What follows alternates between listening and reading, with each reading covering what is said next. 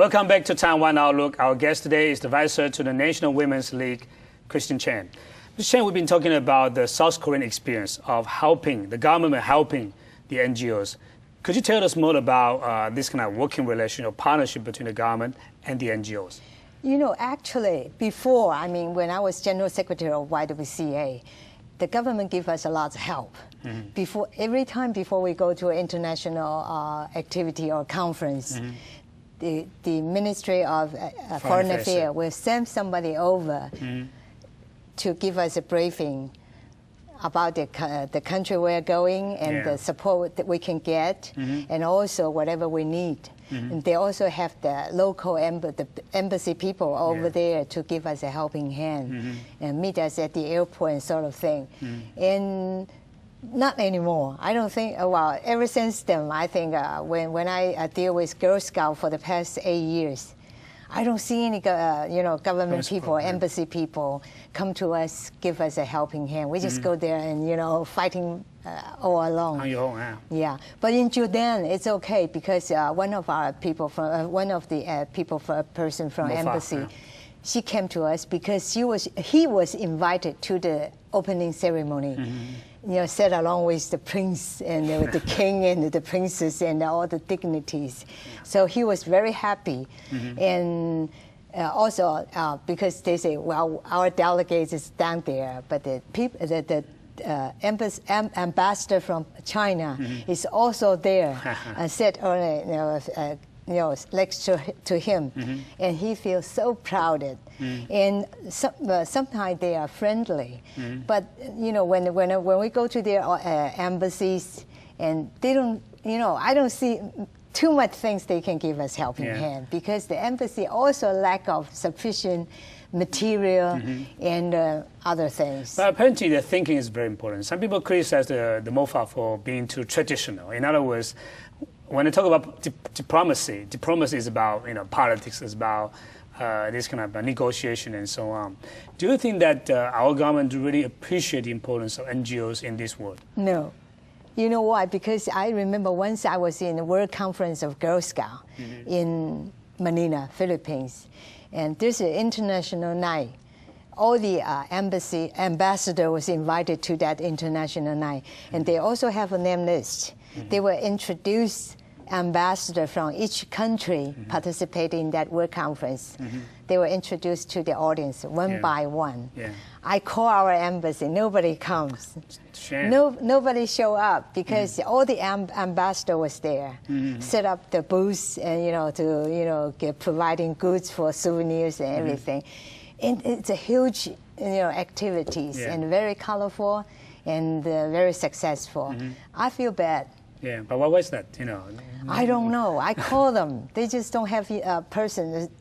I don't know. I really don't know. They're too busy with other things, probably. Probably. Yeah. I really don't know. But apparently the support from the government is very important for the NGOs to be more internationalized. But apparently there are also other challenges that the NGOs might be facing. And in our cases or in other countries' cases, what do you think are the most important challenges that NGOs have to face, in addition to the decreasing number of the members? The NGOs, actually, the leaders are getting old worldwide. In other countries too. We need young blood to get in. But the young women, actually, it's difficult to recruit. Why is that? They're not interested in that because the society is more colorful. It's different from before because when we were told first, when I was in Guam, the first time when I get to see those ladies, actually I went to Guam just for fun. Mm-hmm. Because follow those ladies to go Guam and to join international activities, and later on, I was forced to make a country report for the group for Taiwan. And after the report, Cecilia told me, come over. You can come when you come back. Can you come to work for YWCA as my general secretary? I said, I'm going to the United States after the conference, so don't wait for me. She gave me a number. Said, come, I can wait for you. You come back and call me. So after 2 months, I called her. She said, okay, the job, the position was still right. But I didn't go because at that time I was working for the newspaper. But I become a volunteer. And later on, ever since then, I was associated with all the women's group after that. You can never get out because whenever Cecilia Ku goes, she said, you just come and work for me. So I just, doing it. But nowadays, it's difficult to get a young girl to have the enthusiasm to work for NGO for nothing. I mean, maybe you don't know when you can become the general secretary or when you can become the board member. It's difficult. But is that true that there are more and more volunteers in the society? Because it becomes a thing, for the young people to volunteer to work for NGO, for other people, for the NGO people, it's, you just mentioned, it's a non-politics, that. Actually, all the NGO are very politicized, play politics all the time. And when you become an NGO leaders, you not only need professional skills, and you have to run the organization and know how to function the whole thing, fundraising, and also recruit members, and not only recruit, you recruit them, and you have to retain them, That's right. Keep them here. It's a long way. It's a long time as well. It's an endless job. But most of the young women, they are not, they are not willing to do it. They want to see the outcome right away. And I don't get too many of them.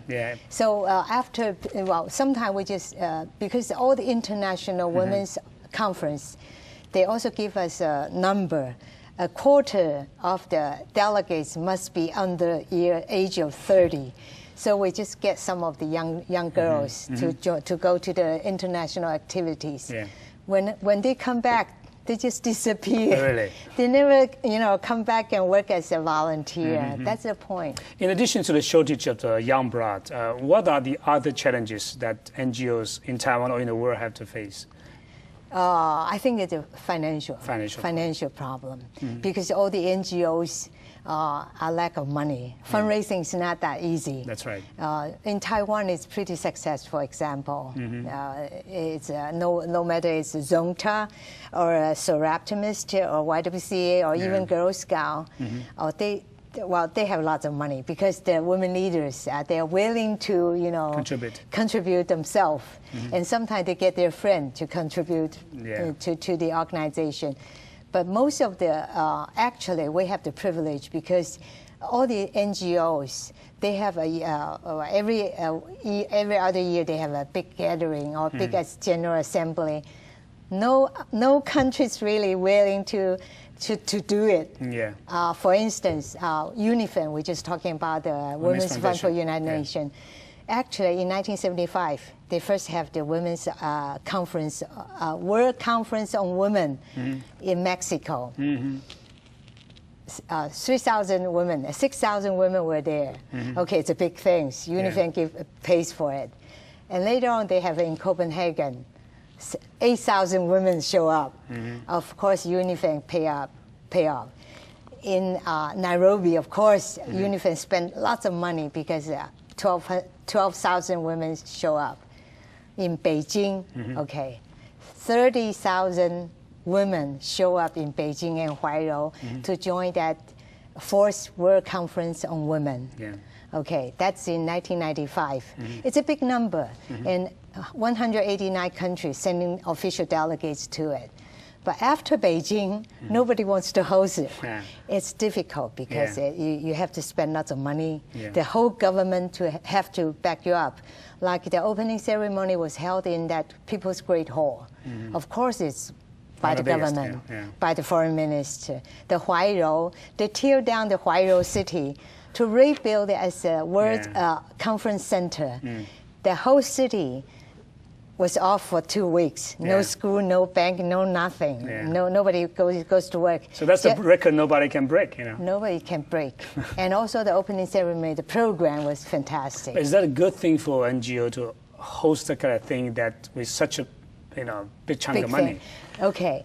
In Beijing, it's a political reason because after 1989, the Tiananmen incident, that's right. the whole world embargoed Beijing. Yeah. Beijing was quite isolated. Yeah. So they're holding that World Conference to break through that embargo. That's right. And they did very successful. And 30,000 women and 189 countries sent official delegates. Even Hillary Clinton was there too. That's right. And like in Korea, actually they hold a big conference on Congo. So Korea became very active in UN and in the world community. I think Taiwan, if we have chance to host this kind of activities, of course you can exposure yourself to the world stage. Do you think that Taiwan has a chance to host that kind of world conference on women's issues? In 1993, because Anna Lu, VP, and I were in Dublin, Ireland, for that global forum for women in 1992. Okay, I was making a country report and very successful. And Anna Lu was in the conclusion report and also in the forum.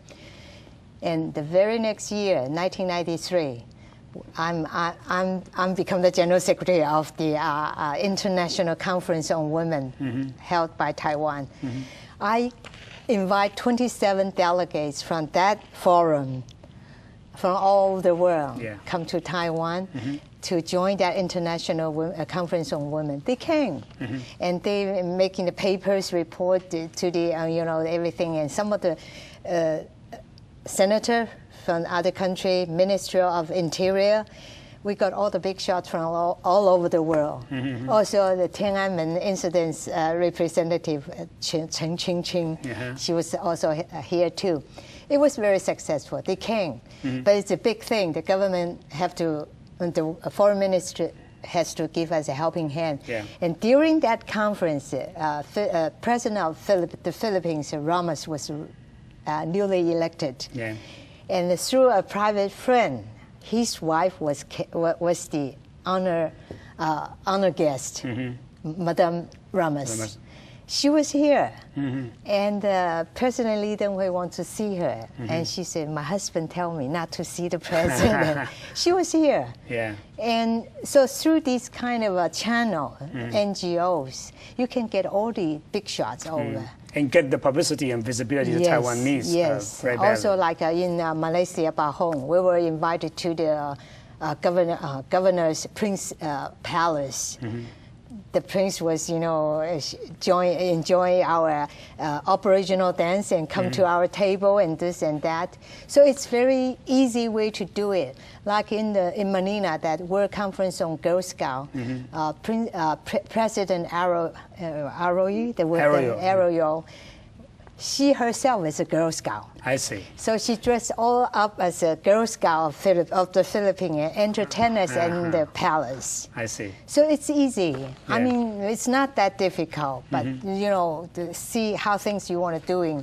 If we want to host international activities, I think we can do it. Like for instance, we're doing it in April, this coming April, because Girl Scout in the Asia Pacific region, they want to push that women's Girl Scout movement. So in the international level, they have a Baden Powell Society, which was the founder of Girl Scout. And they recruit members to make big money donation and to push that movement. But in Asia, now they found an AP friend, Asia Pacific Friends of AP region. They have the first General Assembly was held in Malaysia in that palace. The second General Assembly was supposed to be Korea. And because they're controversial in their organization, they want Taiwan to host one of the activity. They say, okay, you can host one of the gathering. I said, no. We want to host the General Assembly, not the gathering, because we spend the same money time and the women power. I don't want to be the host of a gathering. I want to be the General Assembly. Finally, we got it. And the second General Assembly of AP Friend will be held in Taipei. How many people will be coming this time? From 27 countries, Asian region, and also the world president and the other international delegates, also from United States, United Kingdom, Australia, and some of the countries.